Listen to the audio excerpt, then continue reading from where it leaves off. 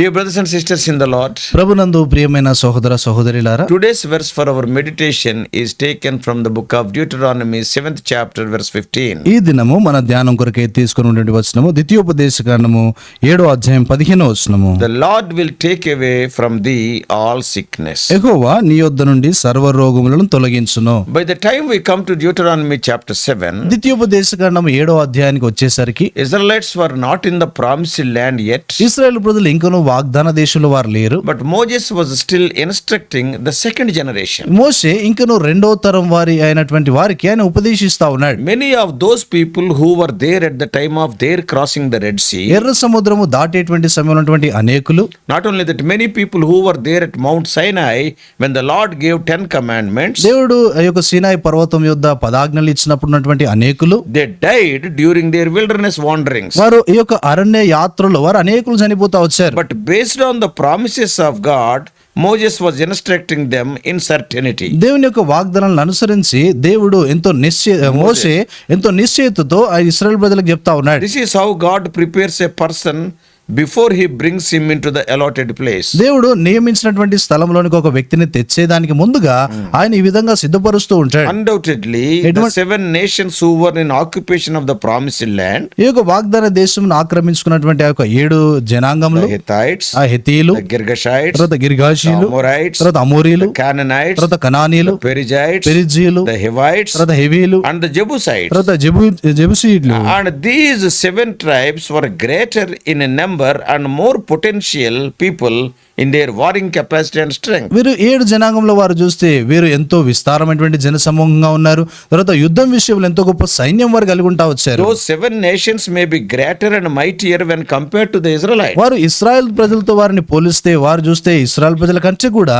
ఎంతో బలవంతులైనటువంటి వారు. But they are not mightier than their God. వారు తమ యొక్క దేవుని కంటే కూడా గొప్పవారు కాదు. Israelites' God. ఇశ్రాయేల్ యొక్క దేవుని కంటే గొప్పవారు కాదు. God brought Israelites to face a challenge that was impossible in their own strength. వారి యొక్క సొంత శక్తి ద్వారా అసాధ్యమైనటువంటి సవాల్ని ఎదుర్కొనటానికి ఇశ్రాయేల్ ప్రజలను దేవుడు తీసుకొని వచ్చాడు. But nothing is impossible to God. అయితే దేవునికి అసాధ్యమైనది ఏది కూడా లేదు. Even today, as God's children, ఇది నన్ను కూడా దేవుని యొక్క పిల్లలముగా this truth is our confidence in our life's battles. మన యొక్క జీవిత యుద్ధాల్లో ఈ యొక్క సత్యమే మనకెంతో ధైర్యంగా ఉంది. What 1 John 4:4 says? యోహాను సువార్త 1 యోహాను 4:4 ఏం రాయబడింది? The one who is in us is greater than the one who is in the world. మనలో ఉన్నటువంటి వాడు లోకంలో ఉన్నటువంటి వాని కంటే కూడా గొప్పవాడు. Later, Moses talked about the abundant blessings for obedience to his commands. తర్వాత మోషే దేవుని యొక్క ఆజ్ఞలకు విధేయత చూపించడం ద్వారా వచ్చేటువంటి సమృద్ధి అయిన ఆశీర్వాదాల గురించి చెప్తున్నాడు. So one of those blessings pronounced by Moses is the verse for our meditation today. మోషే ప్రకటించినటువంటి ఆ యొక్క ఆశీర్వాదాల్లో ఒకటి మనకి ఈ దినం ఉన్నటువంటి ధ్యానం కొరకైన వచనము. And this is what that will surely happen. ఇదే నిశ్చయంగా జరిగేటువంటి సంగతి. When we do our part and obey his directives, మనం మన యొక్క పనిని చేసి ఆయన యొక్క మాటలకు విధేయత when చూపించినప్పుడు, we keep his commandments and follow them, మనము ఆయన యొక్క ఆజ్ఞలను వెంబడించి గైకొన్నప్పుడు, then God on his part will keep the covenant of loyal love that he made with our ancestors. దేవుడు మన పితరులతో తాను చేసినటువంటి ఆ యొక్క నిబంధనను ఆయన యథార్థంగా దాన్ని నెరవేర్చేవాడుగా ఉన్నాడు.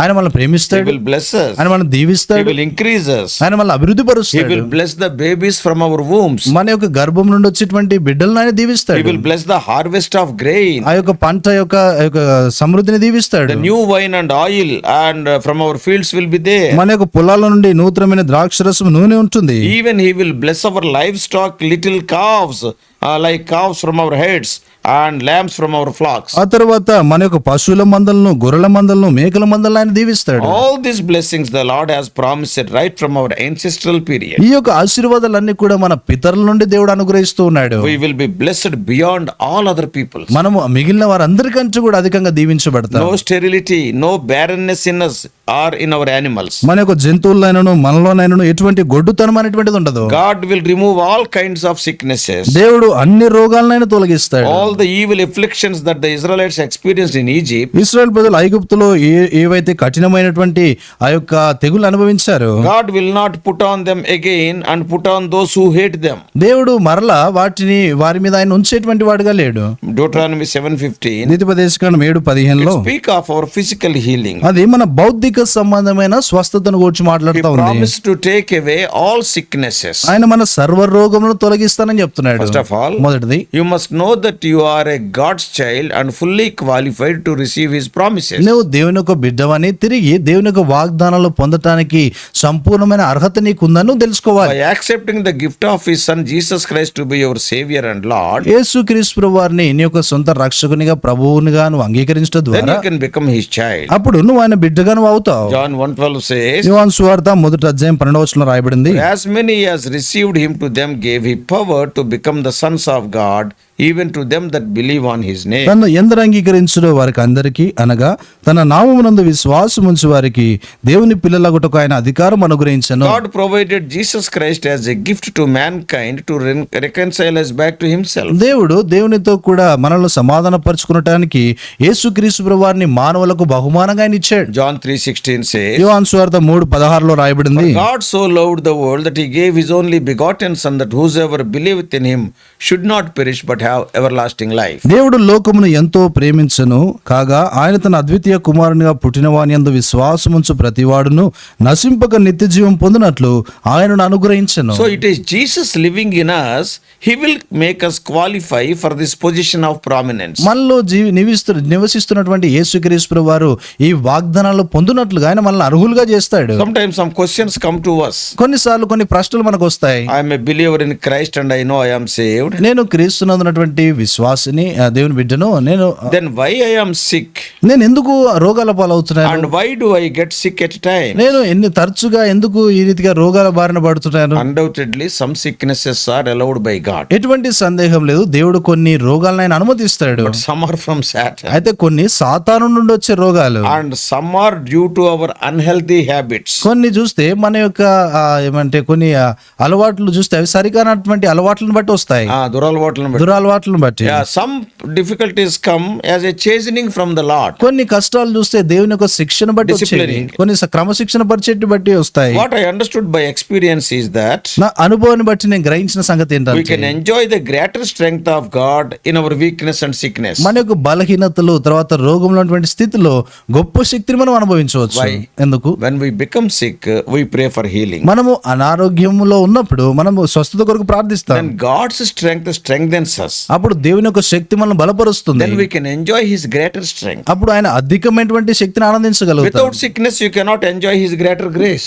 ఎటువంటి అనారోగ్యం లేకుండా ఆయన గొప్ప శక్తిని అనుభవించలేదు. So at times, sickness is for our good only. తరచుగా చూస్తే మన జీవితాల్లో ఈ యొక్క అనారోగ్యం అది మన When మేలు I talk కొరకే. about sickness, our faces will change. మనము అనారోగ్యం గురించి మాట్లాడితే మన ముఖాలు మారిపోతాయి. No, sometimes it is for our good only. We can enjoy greater strength of కొన్ని God. సందర్భాలు చూస్తే అది మన మేలు కొరకే, అది గొప్ప దేవుని యొక్క శక్తి కొరకే. Has God spoken about only physical sickness here? ఇక్కడ దేవుడు కేవలము భౌతిక సంబంధమైన రోగం గురించి మాట్లాడా, Or but any other sickness? లేక ఇంకా వేరే ఇతరమైన రోగాల So గురించి? to understand it better, దీని శ్రేష్టమైన విధానంలో so గ్రహించడానికి we must know the various meanings of sickness in Hebrew language. Hebrew భాషలో ఉన్నటువంటి రోగాన్ని గురించి వేరు వేరు అర్థాలు మనం తెలుసుకోవాలి. The Hebrew language is a very rich language. Hebrew భాష చూస్తే హెబ్రీ భాష అది ఎంతో ఐశ్వర్యవంతమైన Each భాష. word is having 20, 50 or 30 meanings. ప్రతి మాటకు కూడా 20, 30, 50 అర్థాలు ఉన్నాయి. Sickness in Hebrew language means ఈ యొక్క రోగము అనేటువంటి దానికి హెబ్రూ భాషలో ఉన్న అర్థము anxiety, ఈ యొక్క ఆందోళన, ఆతృత, ఆతురత, disease, తర్వాత రోగము, grief, తర్వాత దుఃఖము, sick, తర్వాత అనారోగ్యము, pain, తర్వాత నొప్పి, weak. తర్వాత బలహీనపరుట. Like this, so many meanings. ఆ రీతిగా చాలా అర్థాలు అందులో ఉన్నాయి. We as humans are not only sick in our bodies, but sick in our souls with anxieties, grief and pain. మనము మానవులంగా చూస్తే భౌతిక రీతిలో రోగాల పాలవటం మాత్రమే కాకుండా ఆత్మీయంగా ఎంతో దుఃఖము, బాధ, తర్వాత నొప్పిలో మనం ఉంటాము. The Lord's offer of health is bigger than we can imagine. దేవుడిచ్చేటువంటి ఆ యొక్క ఆరోగ్యం అనేటువంటిది అది మనం ఊహించే దానికంటే కూడా గొప్పది. It is comprehensive comprehensive and complete through Lord Jesus Christ the Son. అది కుమారుడైనటువంటి యేసుక్రీస్తు వారి ద్వారా మాత్రమే మనం గ్రహించగలుగుతాం. Man of God Matthew Henry said, Matthew, గొప్ప దైవజనుడైనటువంటి మాథ్యూ హెన్రీ గారు అన్నారు, in a wonderful commentary even 400 years ago, 400 సంవత్సరాల కిందటే ఆయన అద్భుతమైనటువంటి మాట రాస్తా వచ్చాడు. great man of God. గొప్ప దైవజనుడు ఆయన. You know what he said? ఆయన ఏమన్నాడో తెలుసా? Diseases are God's servants. ఈ రోగాలు అనేటువంటివి దేవుని యొక్క దాసులు లాంటి వారు. They go where he sends them ఆయన వారిని ఎక్కడికైతే పంపిస్తాడో అక్కడికి అవి వెళ్తాయి. and do what he bids them. ఆయన వాటికి ఏమైతే చెప్తాడో అవి చేస్తాయి. So diseases are God's servants. ఈ యొక్క రోగాలు అనేటువంటివి దేవుని యొక్క దాసులు. So dear brothers and sisters, కాబట్టి ప్రియమైన సోదర సోదరులారా, Israel's responsibility was to destroy the inhabitants of Canaan along with everything connected to their religion. ఇశ్రాయేలు ప్రజలకు ఉన్నటువంటి బాధ్యత ఏంటంటే కనాన్లో ఉన్నటువంటి వారిని అందరినీ నాశనం చేయడం, తర్వాత వారికి సంబంధించిన విషయాలన్నిటిని కూడా నాశనం చేయాలి. There should not be anything that corrupt God's people in that land. ఆ దేశంలో దేవుని ప్రజలను పాడు చేసే సంగతి ఏది కూడా ఉండకూడదు. You must lead a holy life. నువ్వు పరిశుద్ధమైన జీవితాన్ని జీవించాలి. If they are disobedient, వారు అవిధేయత చూపిస్తే surely they will be punished. నిశ్చయం వారికి శిక్ష ఉంటుంది. If they were obedient, వారు విధేయత చూపిస్తే they would enjoy the blessings of national growth వారు జనాంగంగా వారు అభివృద్ధి చెందుతారు, and agricultural prosperity, తర్వాత వ్యవసాయంలో అభివృద్ధి and చెందుతారు, they enjoy good health also. తర్వాత మంచి ఆరోగ్యాన్ని He will అనుభవిస్తారు. give victory over the enemies. ఆయన శత్రువుల మీద వారికి విజయాన్ని ఇస్తాడు. In our lives also, as New Testament Israelites, నూతన నిబంధన ఇశ్రాయేలు వలె మన జీవితాల్లో కూడా let us be careful in following his principles. తన నియమాలను వెంబడించే విషయంలో మనం జాగ్రత్తగా ఉండాలి. Don't keep any idol in your life. నీ జీవితంలో ఏ విగ్రహాన్ని ఉంచుకోవద్దు. Don't love anything more than God. దేవుని కంటే ఎక్కువగా దేన్ని ప్రేమించవద్దు. That will become a snare to you. అది నీకు ఉరిగా మారుతుంది. Then God will protect you from physical, emotional and spiritual sicknesses. అప్పుడు దేవుడు నిన్ను చూస్తే మానసికంగా తర్వాత ఆత్మీయంగా శారీరకంగా ఉన్నటువంటి అనారోగ్యాల నుండి కాపాడుతాడు. So may God teach us obedience to his revealed word and his will. దేవుడు బయలుపరిచినటువంటి ఆయన యొక్క వాక్యానికి ఆయన చిత్తానికి విధేయత చూపించినట్లు సహాయపడును గాక. May God bless you. దేవుడు మిమ్మల్ని దీవించును గాక. Let us pray. ప్రార్థన చేసుకుంటాం. Loving heavenly Father, ప్రేమగల పలుకుని మా తండ్రి, we thank thee for the wonderful promises in the word of God when we obey thy commands. ప్రభువా, మేము నీ యొక్క ఆజ్ఞలకు విధేయత చూపించినప్పుడు మేము కలిగినటువంటి అద్భుతమైన యొక్క ఆశీర్వాదాలను బట్టి వందనాలు. Time and again the man of God Moses is repeating about obedience. ఈ మరల ప్రవర్తన దైవజనటువంటి మోసే ఈ యొక్క విధేయతను గురించి అనేక విషయాలు చెప్తున్నాడు. Lord, when we obey you, thou will take care of our sickness. ప్రభువా, మేము నీకు విధేయత చూపించినప్పుడు నీ మా యొక్క అనారోగ్యాలు తొలగిస్తావు. Sometimes, O Lord, to chasten us, to discipline us, you will send the sicknesses. తండ్రి, కొన్ని సందర్భాల్లో ప్రభువా మమ్మల్ని శిక్షించడానికి, మమ్మల్ని క్రమశిక్షణ పరచడానికి నువ్వు ఈ రోగాలను అనుమతిస్తావు. Sometimes you allow, O Lord, sickness. ప్రభువా, నువ్వు కొన్ని సందర్భాల్లో అనారోగ్యాన్ని అనుమతిస్తావు. And sometimes the sickness may be from Satan. కొన్ని సందర్భాల్లో యొక్క అనారోగ్యం సాతాను నుండి వచ్చేది. Quite often, O Lord, our bad habits will bring so many sicknesses. ప్రభువా, తరచుగా మన యొక్క చెడు అలవాట్లు చూస్తే మాకు ఎంతో గొప్ప అనారోగ్యం తెచ్చిపెడతాయి. Whatever it may be, whether it is a physical or emotional or spiritual sickness. తండ్రి, అది ఏదేమైనప్పటికీ కూడా అది మన శారీరక సంబంధమైన, మానసికమైన, దాని ప్రభా ఆత్మీయమైనదైనా కూడా Thy promise says thou art the healer. ప్రభా నీ యొక్క వాగ్దానం చెప్తా ఉంది, నువ్వు స్వస్థపరిచేవాడవు. If anybody who is hearing, O Lord, undoubtedly we will be having so many sicknesses of this type, thou may heal us. తండ్రి, ఈ యొక్క ఎటువంటి సందేహం లేదు, మేము ఏదో రకమైనటువంటి రోగాన్ని కలిగి ఉంటాం. దయచేసి మీరే మమ్మల్ని స్వస్థపరచండి. Prove thy promise in our lives. ప్రభా నీ వాగ్దానాన్ని మా జీవితాలు రుజువుపరచండి. Guide us throughout this day. ప్రభా ఈ దినమంతటి కొరకు మీరే మమ్మల్ని In నడిపించండి. Jesus' precious name we pray. యేసు ప్రభా అమూల్య నామమున ప్రార్థించి వేడుకుంటున్నాం మా తండ్రి. Amen. Amen. God bless you all. Please subscribe for more spiritual messages to the YouTube channel John Victor Telugu Messages.